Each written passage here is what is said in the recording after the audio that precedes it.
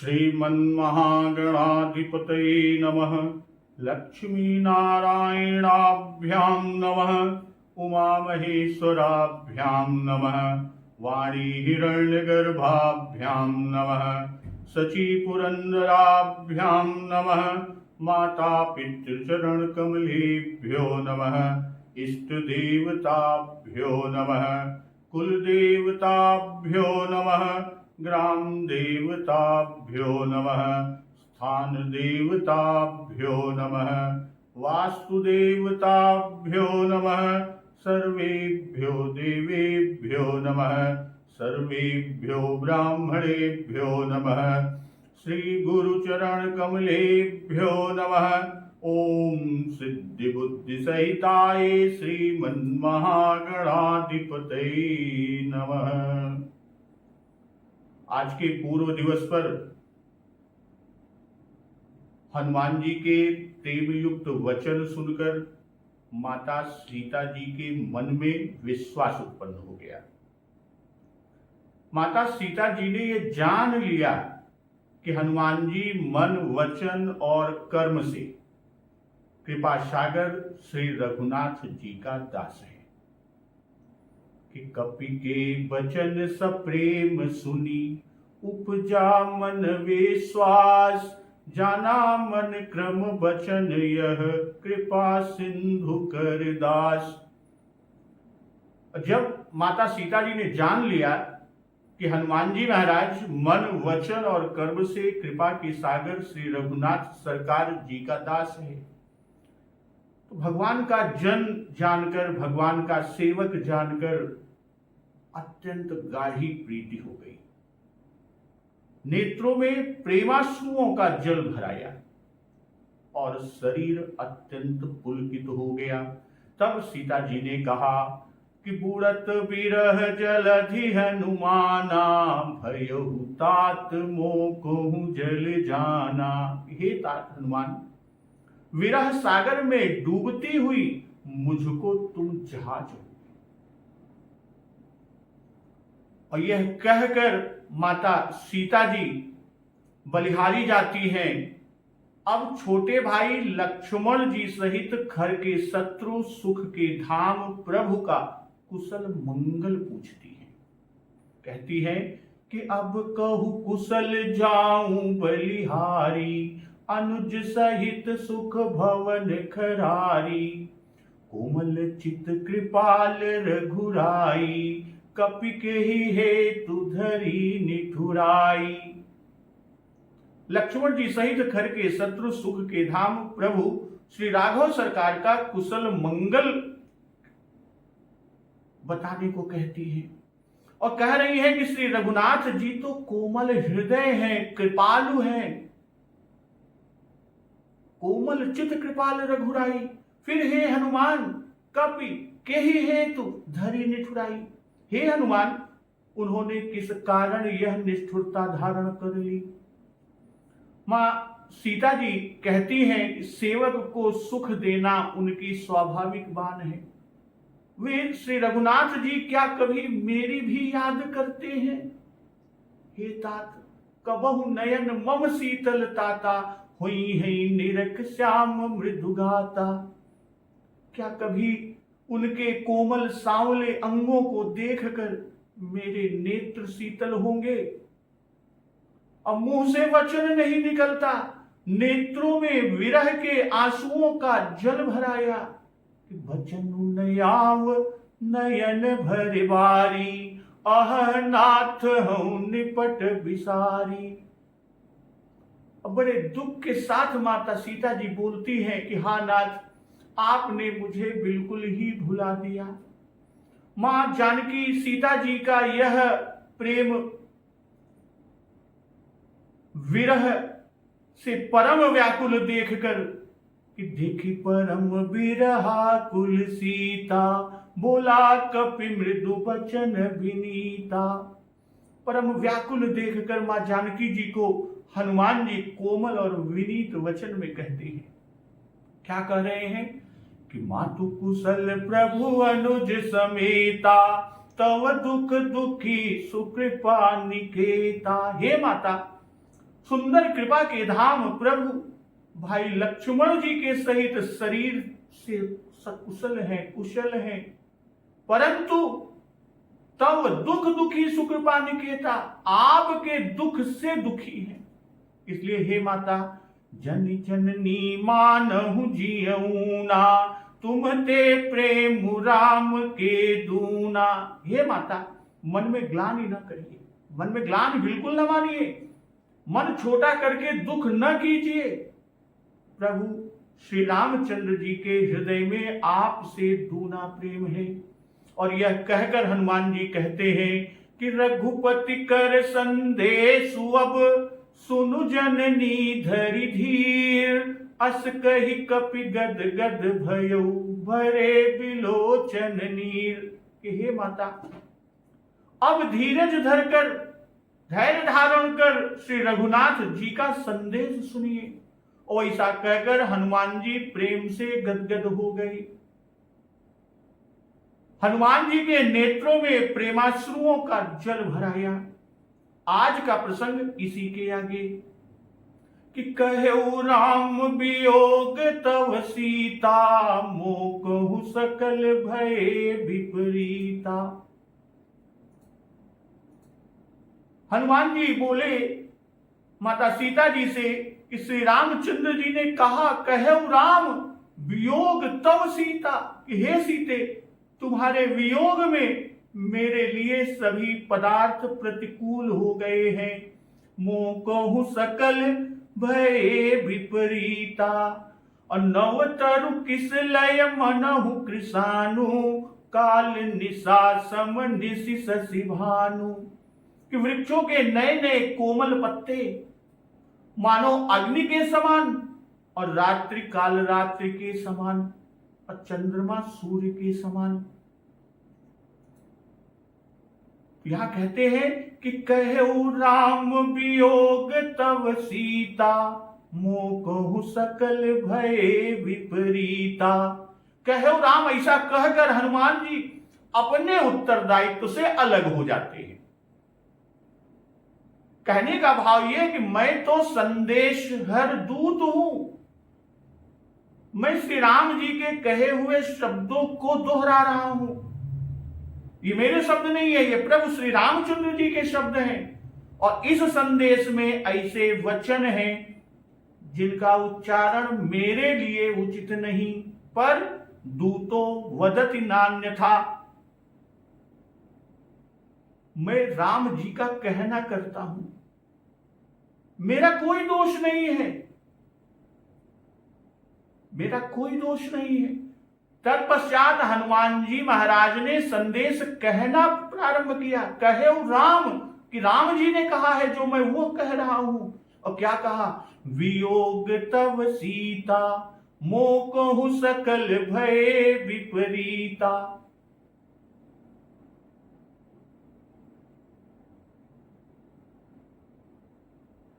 और पूरा संदेश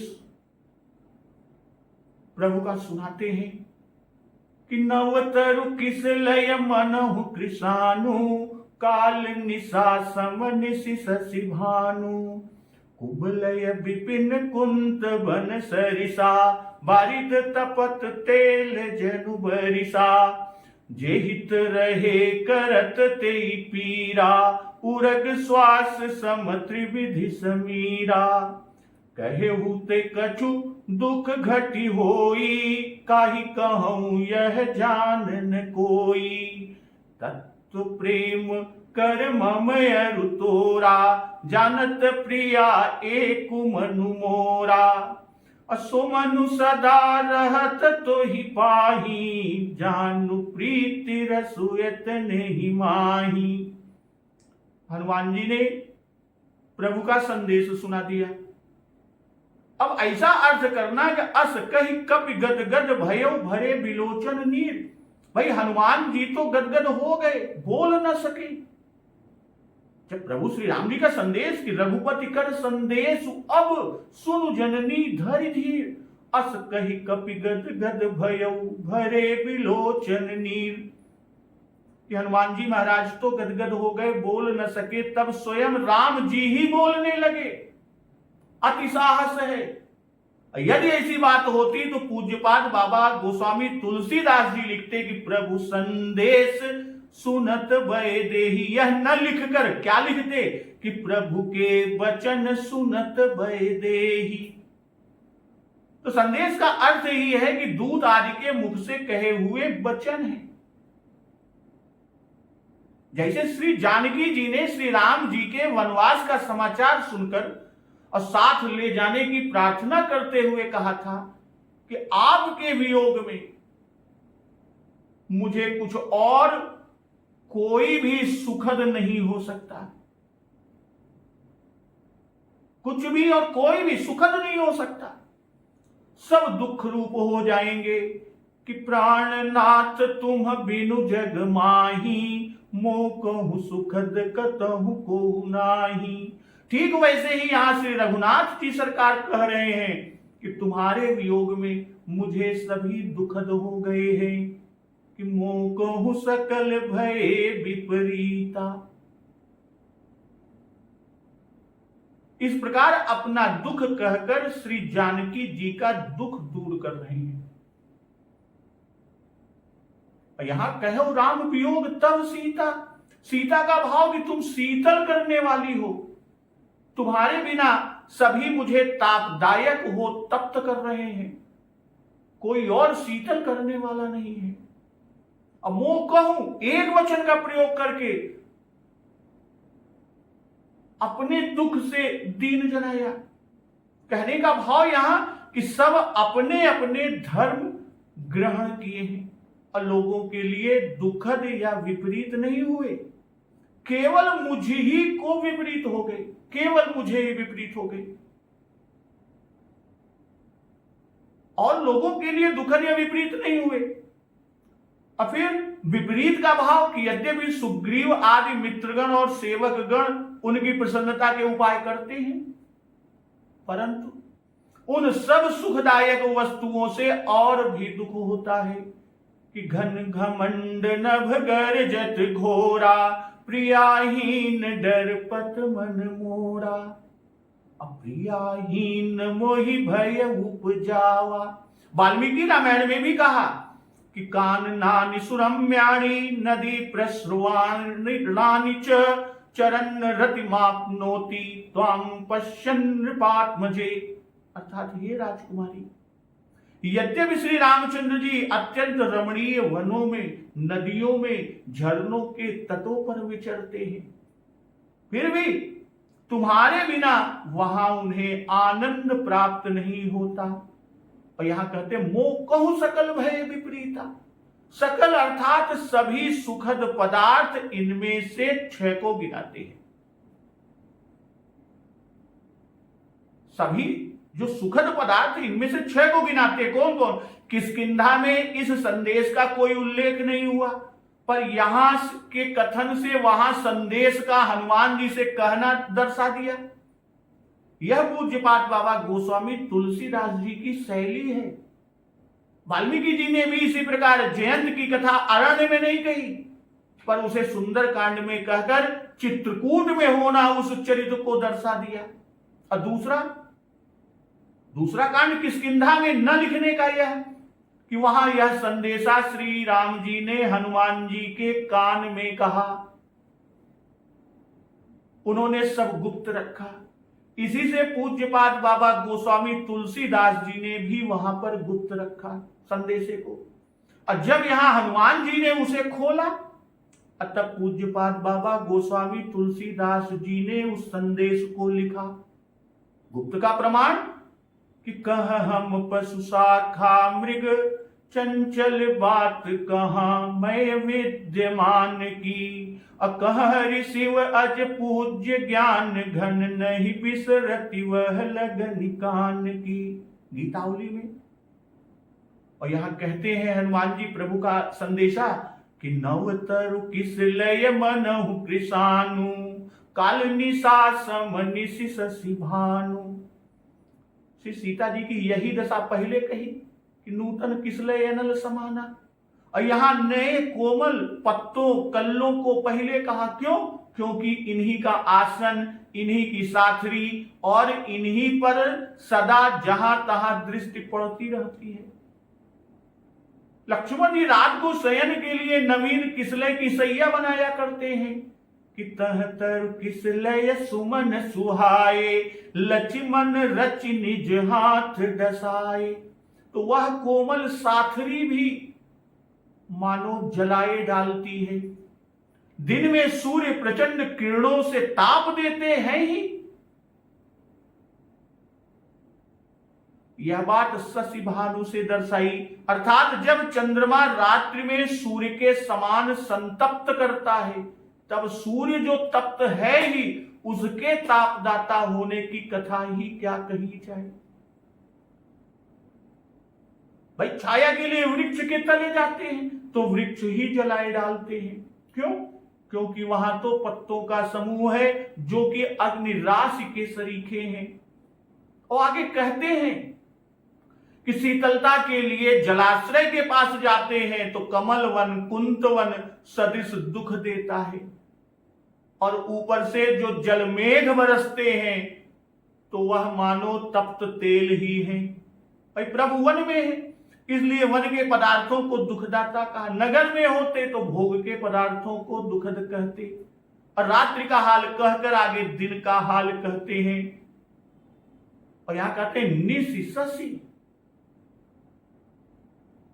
इसका भाव कि कृष्ण पक्ष में चंद्रमा दिन में भी कभी कभी वर्तमान रहते हैं, परंतु दिन के चंद्रमा शीतल नहीं होते, रात्रि ही के चंद्रमा शीतल होते हैं।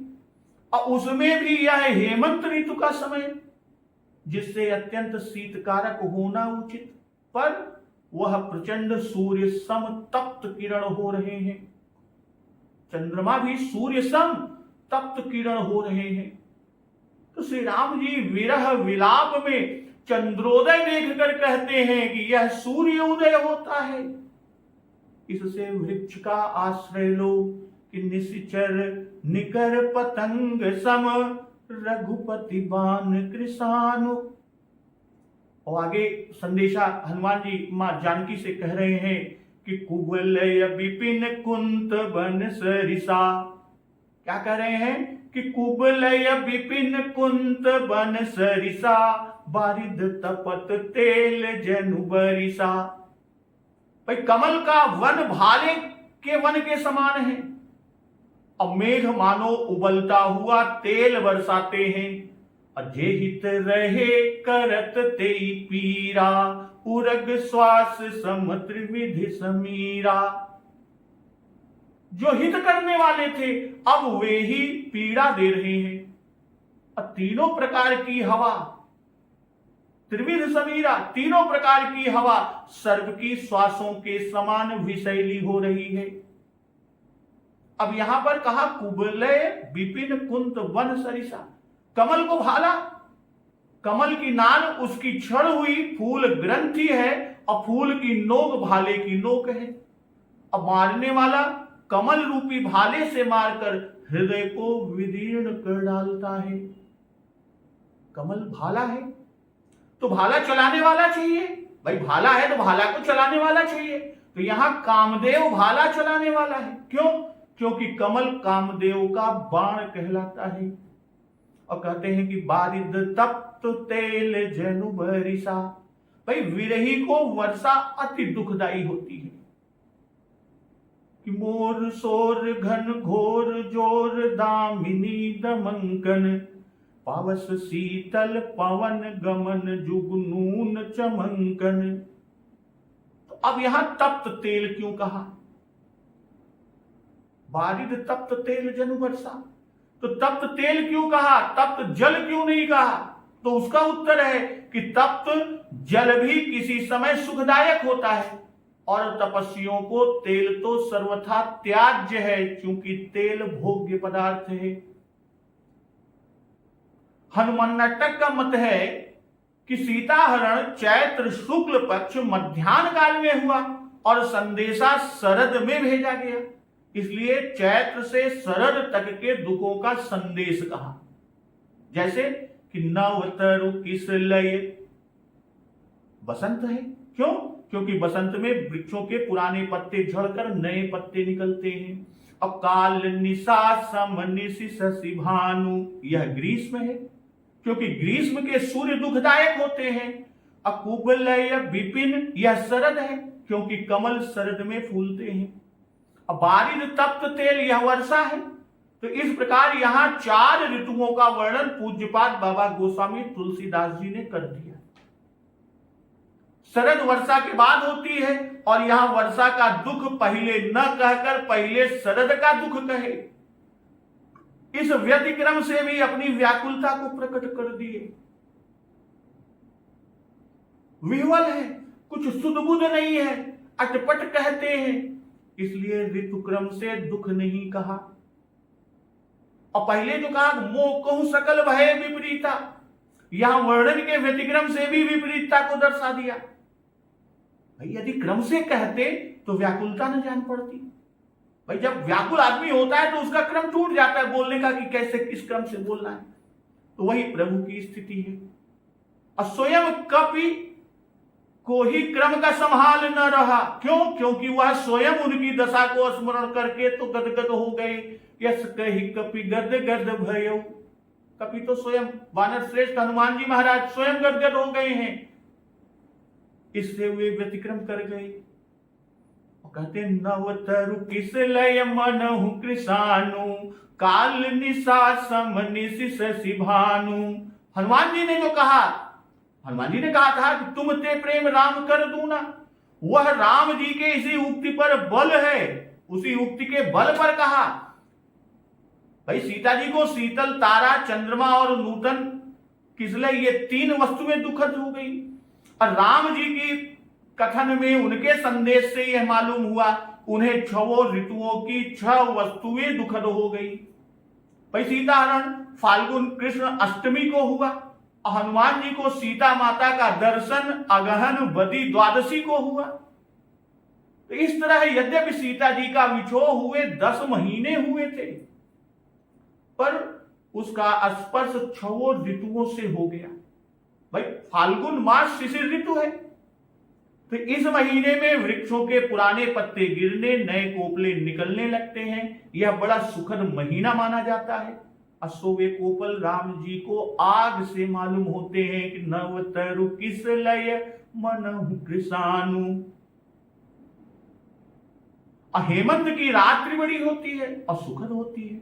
अशोक काल रात्रि के समान दुखद हो गई, काल निशा समनिशि शशि भानु। ग्रीष्म तो स्वभाव से ही दुखद है, पर रात्रि तो चंद्रोदय से कुछ शीतलता आ जाती है। अश्व राम जी को चंद्रमा भी भानु की भांति तापदायक हो गए। शरद ऋतु में कुवलय का खिलना अति दुखद है। सो राम जी को भाले के वन, शरद ऋतु में कुवलय का खिलना अति सुखद है, और जो कि प्रभु के लिए दुखद है। प्रभु श्री राम जी के को जो है वो भाले के वन की भांति दुखद हो गया। पावस में वर्षा बड़ी सुखद है, सो राम जी को मालूम हुआ कि वे मेघ गरम तेल बरसा रहा है। बसंत में त्रिविध समीर अत्यंत सुखद है, सो राम जी को सर्प के फूत्कार सा दुखद मालूम हुआ। तो इस भांति सीता जी के विछोह से 6 ऋतु दुखद हो गई, और विछोह में सुख की सामग्री ही दुखद हो जाती है। और कहते हैं कि जे हित रहे करत तेई पीरा, कि जो अहित थे उनको यहां नहीं कह रहे हैं, क्योंकि जो हित थे जब वही अहित करने वाले हो गए, तब तो अहित जो थे उनका कहना ही क्या, उनको तो और मौका मिल गया।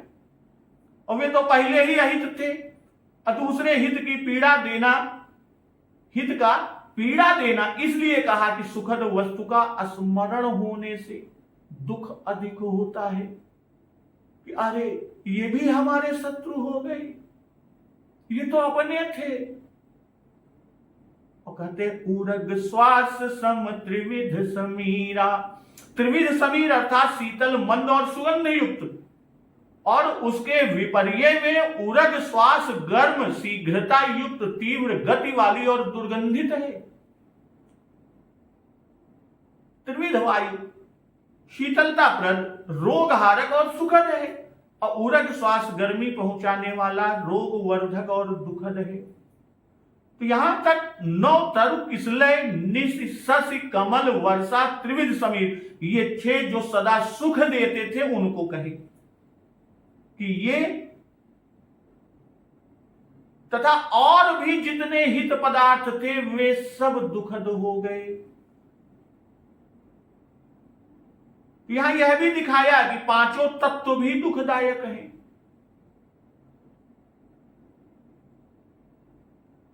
क्षिति जल पावक गगन समीरा, ये पांचों तत्व भी दुखदायक है। कैसे कि नूतन किसलय मनहु कृषाणु, यह अग्नि तत्व। और काल निशा सम निशि शशि भानु, यह आकाश तत्व। अकुबलय विपिन कुंत वन सरिसा, यह पृथ्वी, क्योंकि कमल का आधार पृथ्वी है। अब बारिद तप्त तेल जनु बरिसा, यह जल तत्व। और उरग श्वास सम त्रिविध समीरा, यह पवन तत्व। यानी यह पांचों तत्व भी दुखदायक हो गए। और कहे ते कछु दुख घटी होई, काहि कहूं यह जानन कोई। भाई कह डालने से भी दुख कुछ कम हो जाता है, अर्थात भभक निकल जाती है, मन की भड़ास बाहर हो जाती है। पर कहूं तो कहूं किससे, यह दुख कोई नहीं जानता, कोई जानता नहीं। अर्थात कहना तो चाहता हूं जिससे घट जाए, पर जो दुख का जानने वाला हो वही हमारे हृदय के दुख को समझ सकता है और उसी से कहते बने। और जो न समझे उससे कहना ही व्यर्थ है। इसलिए तुम्हारा विरह दुख भीतर भरा हुआ है और वह भीतर भरा हुआ दुख हृदय को जला रहा है। कहेहु ते कछु दुख घटी होई, कछु, कछु का भाव कि सब दुख तो प्रिय के मिलने पर ही अच्छी तरह मिटता है, कहने से किंचित घट जाता है। असो यहां उसका भी योग नहीं, जो कहा सो मन में ही है, यही आगे कहते हैं। यहां ध्वनि यह निकलती है, यद्यपि लक्ष्मण जी साथ हैं पर उनसे ये बातें कहनी उचित नहीं, इसलिए उनसे न कही। कि तत्व प्रेम कर ममयरु तोरा, जानत प्रिया एक मन मोरा। कि हे प्रिय, मेरे और तेरे प्रेम का तत्व एक मेरा मन ही जानता है।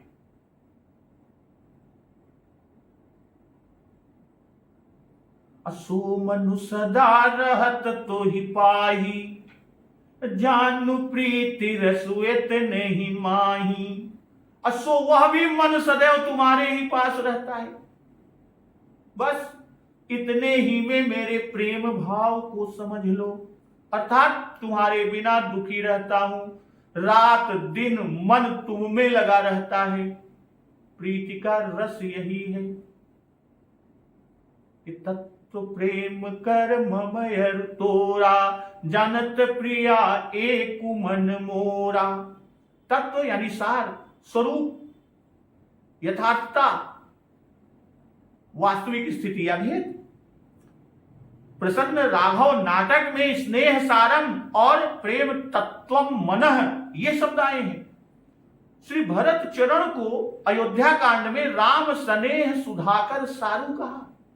और प्रीति रस जैसे ग्रंथ में प्रेम रस, सकोच रस, रण रस आदि आए हैं कि राम प्रेम रसु कही न परत सो।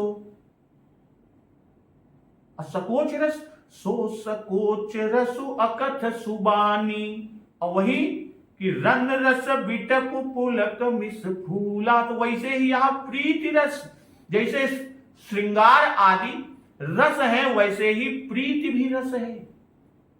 प्रीति रस अन्योन्याश्रित है। प्रेमी और प्रेमास्पद देखने में दो देह हैं, पर वास्तव में दो नहीं बल्कि एक ही है। भाई परिपूर्ण मन का लगना ही प्रीति की सरसता है। अतत्व प्रेम कर मम रुतोरा, जानत प्रिया एक मनु मोरा। का इसका भाव जो है कि प्रिया प्रियतम का स्वार्थ यथार्थ भाव, कि प्रिया प्रियतम का यथार्थ भाव, उनके प्रेम की वास्तविक स्थिति दूसरे किसी को विदित होना अत्यंत असंभव है। हनुमान नाटक में किंचित प्रेम तत्व का दिग्दर्शन है कि श्री जानकी जी का आलिंगन करने के समय गले के हार का भी अंतर प्रभु श्री राम जी न सह सकते, इसलिए हार को पहनते ही न थे। यहां कहते तत्व प्रेम कर, प्रेम का तत्व अर्थात दुख, स्नेह मूलानि दुखानि, और तत्व का भाव कि मेरा मन अच्छी तरह जानता है, मैं तुमसे प्रेम करता हूं और तुम्हारे पास ही हमारा मन सदा निवास करता है। एक मन मोरा, अर्थात मेरा मन एक है, मेरा मन ही एक जो जानता है, दूसरा कोई जानने वाला नहीं। किसी राम अवलोकन परस्पर प्रेम काहुन लखि परई, मन बुद्धि बरवानी अगोचर प्रगट कवि कैसे कहई। तो पहले शरीर का दुख जे हित रहे करत ते पीरा कहा, और फिर वचन का दुख कहा कि कहे कछु दुख घटी होई, अकाही कहूं यह जान न कोई। अब मन का दुख कहते हैं कि जानत प्रिया एक मन मोरा। सबका तात्पर्य यह हुआ शरीर से दुख सहते हैं, वचन से किसी से कहते नहीं, और मन है, मन तुम्हारे पास रहता है। श्री जानकी जी ने कहा था कि कबहु सुरति करत रघुनायक, तो उसका यहां उत्तर हुआ कि सुमन सदा रहत तो ही पाही, अर्थात जैसा प्रेम हमारा तुम पर है उसे इतने में ही जान लो, और अधिक का कहूं। भाई जिस पर बहुत प्रेम होता है उसी में दिन रात मन लगा रहता है, इससे अधिक प्रीति और कुछ भी नहीं। प्रीति रस यानी दुख, जैसे कि भेटत भुज भरी भाई भरत सो, राम प्रेम रस कही न परत सो। कहने का भाव कि मेरा मन तुम्हारा प्रेमी है और सदा पास में रहता है तुम्हारे। तो सुमनु सदा रहत तो ही पाही, अजानु प्रीति रसु इतने ही माही। इससे और स्पष्ट कर दिया कि प्रेमास्पद में मन का निरंतर बिना विक्षेप के लगा रहना, यही प्रीति रस की कुंजी है। वाल्मीकि जी में जो उल्लेख है कि नयु दंसान्न मस्कान्न कीटान्न सरीसृपान, राघवोपन ये गात्रातो गते नान्तरात्मना, नित्यम ध्यान परो रामो नित्यम शोक परायणः, नान्य चिंतयते किंचित् तू काम वसंगतः, अनिद्रः सततम रामः सुप्तोपि च नरोत्तमः, सीतेति मधुरां वाणीं व्यवहारन प्रतिबुध्यते। अर्थात श्री रामचंद्र जी का मन आप में ऐसा लगा हुआ है। वाल्मीकि रामायण में जो उल्लेख है कि डांस मच्छर पतंगे सर्प उनके शरीर पर रेंगते उड़ते रहते हैं, पर उनको मालूम ही नहीं होता, वे आपके ध्यान में है, आपके शोक में है और आपकी कामना ही में परायण रहते हैं। उन्हें नींद नहीं आती, पर यदि कभी आंखें झपक गई तो हे सीते कहते हुए आंख खुलती है। विशेष क्या कहना, वे सदा आपके वियोग में संतप्त रहते और सीते ऐसा कहकर सदा आपको पुकारा करते हैं। यह हनुमान जी ने कहा वाल्मीकि रामायण के अनुसार। और लौकिक प्रेम का तत्व दाम्पत्य भाव है और अलौकिक प्रेम का तत्व तादात्म्य भाव है। लौकिक प्रेम का तत्व दाम्पत्य भाव और अलौकिक प्रेम का तत्व तादात्म्य भाव है कि गिरा अर्थ जल बीच सम कहियत भिन्न न भिन्न। राघव सरकार संदेश में कहते हैं उस अलौकिक प्रेम के तत्व को मैं ही जानता हूं, संसार उससे अपरिचित है इसलिए नहीं समझ सकता। तादात्म्य भाव में मन का पार्थक्य संभव है, फिर भी मन प्रकृति के अंतर्गत है, पुरुष के नहीं। इसलिए स्वामी पुरुष का होता हुआ भी उसका आधार प्रकृति ही है। इसीलिए कहते हैं कि सदा रहत तो ही पाही, कि जिससे यह शंका न उठ सके कि मुझे भूल गई। अब प्रेम तत्व, प्रेम का रहस्य या प्रेम का मर्म, किस प्रकार का प्रेम, यह ज्ञान। प्रेम विविध प्रकार का हो सकता है, जैसे कि अनन्य एकांगी प्रेम, जैसे चातक का। दूसरा प्रेम सापेक्ष प्रेम, कि तुम्हें राम प्रिय, तुम प्रिय राम ही। और तीसरा स्वार्थी वाणिज्य प्रेम, सुर नर मुनि सब कई रीति, स्वार्थ लागी करहि सब प्रीति। और चौथा है तादात्म्य प्रेम, कि ऐसा प्रेम किसी का भी नहीं होता, केवल श्री सीताराम जी का प्रेम तादात्म्य प्रेम है। कारण कि वे देखने में दो हैं, पर हैं एक ही, कहियत भिन्न न भिन्न। तो इस प्रकार का प्रेम करना किसी दूसरे किसी के लिए भी असंभव है। इसलिए दूसरा कोई उस प्रेम का तत्व कैसे जान सकता है, कि जानु प्रीति रसु इतने ही माही, कि यह प्रेम स्वसंबंध होने से और उसका वर्णन वाणी से हो ही नहीं सकता। सिर्फ तुम सार जान लो। हनुमान जी महाराज केवल सिपाही और कवि ही नहीं थे, बल्कि बड़े कुशल कवि भी थे। उसका एक प्रमाण यहां भी है। देखिए, श्री राम जी ने केवल संकेत रूप में विरह कहा, पर श्री हनुमान जी ने उसे कितने काव्यमय रूप में वर्णन किया। अब यह आक्षेप ठीक नहीं है कि माता से पिता के वियोग का ऐसा वर्णन क्यों किया। कवि सभी विषय में लिखता है और कहता है, पर उसको दोष नहीं कहा जाता, क्योंकि वह उस वर्णन से मुग्ध होता है, मोहित नहीं। और दूसरे भाव में कि श्री राम और श्री सीता जी के प्रेम में दूषित अंश है ही नहीं। और तीसरे, यह वर्णन अलंकारों और युक्तियों द्वारा है, स्पष्ट नहीं, इसलिए दूषित नहीं कहा जा सकता। विश्व साहित्य में तुलसीदास जी के श्रृंगार रस संबंधी कला का कमाल ही यही है। नहीं तो शादी और कालिदास भी बच नहीं सके। और शेक्सपियर के श्रृंगार वर्णन यदि आप उसके असंशोधित संस्करण में पढ़ें तो पढ़ा नहीं जाता। तो इस स्थान से अधिक कमाल वहां जहां भगवान ने स्वयं भगवती के अंगों का सांकेतिक वर्णन लक्ष्मण जी के सामने वियोग के पहले ही आवेश में किया है। जब प्रभु आश्रम में आते हैं और आश्रम देख जानकी ही ना भय विकल जस प्राकृत दीना, मनुष्य की भांति व्याकुल और दीन दुखी हो गए कि हा गुण खान जानकी सीता, रूपशील व्रत नेम पुनीता।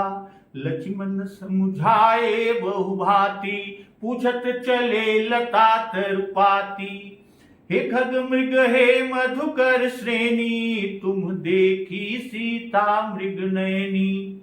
खंजन सुख कपोत मृग मीना, मधुप निकर कोकिला प्रवीणा। अकुंद कली दाड़िम दामिनी, कमल सरद ससहि भामिनी। वरुण पास मनोज धनु हंसा, गज के हरि निज सुनत प्रशंसा। श्रीफल कनक कदली हर साही, ने कुन संक सकुच मन माही। सुनु जानकी तो ही बिनु आजू, हर से सकल पाई जनु राजू। तो वहां पर लक्ष्मण जी के सामने वियोग के पहले उसमें ही जब जानकी जी को नहीं पाया वहां पर किया। तो प्रभु संदेश सुनत भय देही, मगन प्रेम तन सुधि नहीं तेही।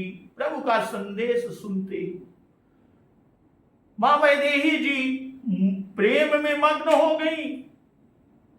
मां जानकी जी को तन की भी सुध न रह गई। कह कपि हृदय धीर धरु माता, सुमिरु राम सेवक सुखदाता। हनुमान जी महाराज ने कहा कि हे माता, हृदय में धीरज धारण करो और सेवकों को सुख देने वाले प्रभु श्री राम जी का स्मरण करो। तो उर आनहु रघुपति प्रभुताई, असुनि मम बचन तजहु कदराई। श्री रघुनाथ जी की प्रभुता को हृदय में लाओ, उनको स्मरण करो और मेरे वचन सुनकर कायरता को छोड़ो। भाई मां जानकी को तन की सुध न रही, इसलिए वैदेही कहा, तत्व प्रेम कर मम अरु तोरा, जानत प्रिया एकु मनु मोरा, असुमनु सदा रहत तो ही पाही, जानु प्रीति रसुएत नहीं माही। यह प्रेम का संदेशा, इसलिए उसे सुनकर मां जानकी जी प्रेम में मग्न हो गई। मन प्रेम में डूबा है, इसलिए तन सुध नहीं। मन तह जह रघुबर भय देही, अब बिनु मन तन दुख सुख सुध के ही। भाई विपत्ति में धैर्य धारण करना मुख्य है, इसीलिए कहा कह कपि। कपि हनुमान जी महाराज ने कहा हृदय धीर धरु माता, विपत्ति में धैर्य धारण करना मुख्य है। ऐसी से बारंबार धीरज धारण करने को कहते हैं कि रघुपति के संदेश अब सुन जननी धरि धीर। और फिर कहा कि कह कपि हृदय धीर धरु माता। और आगे कि जननी हृदय धीर धरु जरे निशाचर जान, अकछुक दिवस जननी धरु धीरा। कहने का भाव कि 4 बातों के लिए 4 बार धैर्य को धारण करने के लिए हनुमान जी महाराज ने कहा। पहली बार संदेश सुनने के लिए, दूसरी बार श्री राम जी को स्मरण करने के लिए, तीसरी बार निशाचरों के मरण के लिए, और चौथी बार श्री राम जी को लंका में आने के लिए धीरज धरने के लिए कहा। श्री जानकी जी ने श्री राम जी का सेवक सुखदायक विशेषण दिया, सहज बानी सेवक सुखदायक। हनुमान जी भी महाराज ने वही विशेषण देकर प्रभु का स्मरण करने को कहते हैं। कहने का आशय यहां, आप तो जानती ही हैं कि श्री राघव सरकार सेवक सुखदाता है, उनका स्मरण करने से अवश्य दुख मिटेगा और सुख प्राप्त होगा। जपहि नाम जन आरत भारी, मिटहि कुसंकट होई सुखाई। और कहते हैं उर आनहु प्रभुताई और तजहु कदराई, कि हृदय में जहां कायरता भरी है उसे निकाल फेंको, उसे निकाल कर उसकी जगह प्रभुता को धर लो। और ऐसा ही संपाति ने वानरों से भी कहा था समुद्र तट पर कि तासु दूत तुम तज कदराई, राम हृदय धरि करहु पाई। आगे हनुमान जी महाराज कहते हैं कि निश्चर निकर पतंग सम, रघुपति बान कृसान, जननी हृदय धीर धरु जरे निशाचर जानु। भाई निशाचर समूह पतंगों के समान है और श्री रघुपति बाण अग्नितुल्य है। हे माता, हृदय में धैर्य धारण करो और निशाचरों को जला हुआ ही समझो। भाई पतंगे दीपक में जला करते हैं, दीप शिखा सम जुपति तन, मन जनि होश पतंग। और यहां रघुपति बाण को दीपक न कहकर कृषाणु कहने के पीछे का भाव, उसका आशय यह है कि वहां मन रूपी पतंग अकेला एक ही है, युवती तन रूपी दीप शिखा अकेले ही उस एक को जलाने को समर्थ है। पर यहां निशाचर निकर पतंगे हैं, अर्थात यहां पतंगों का समूह है। और दीपक में एक साथ एक से कई पतंगे के आ जाने पर दीपक बुझ भी जाता, पर अग्नि नहीं बुझती, चाहे उसमें कितने ही पतंगे आ पड़े, सभी भस्म हो जाते हैं। इसलिए बाण को कृषाणु कहा। अथवा ये कहें कि दीपक पवन से बुझ जाता और अग्नि पवन से प्रचंड होता, इसलिए भी कृषाणु कहा।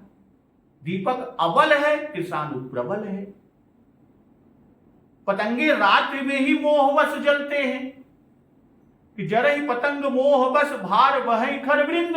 और निशाचर मोह रूप है कि मोह दस मोलित भ्रात अहंकार महामोह रावण विभीषण ज्यो हयो हो। तो ये मोह निशा को प्राप्त होकर अपने आप ही अपने नाश में प्रवृत्त हो राम शरानल में जलते हैं। कि प्रभु सन्मुख धाये खल कैसे, सलभ समूह अनल कह जैसे। और कहा कि जरे निशाचर जानो, इसका भाव ये कि प्रभु इनके वध की प्रतिज्ञा कर चुके हैं। पतंगे रात में जलते हैं और ये भी निशिचर हैं, अतः पतंग की उपमा यहां पर दी। भाई पतंग पद यहां अनायास जलने के अर्थ में प्रयुक्त हुआ है। अब बाण को कृषाणु कहा क्योंकि धर्मी का गुण धर्म में भी रहता है, और राम जी को हेतु कृषाणु भानु हिम कर को कह चुके हैं, और उसी के अनुसार यहां पर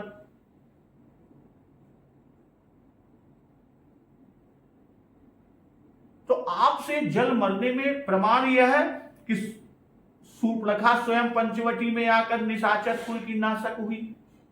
खरदूषण आदि स्वयं आकर लड़े और मरे।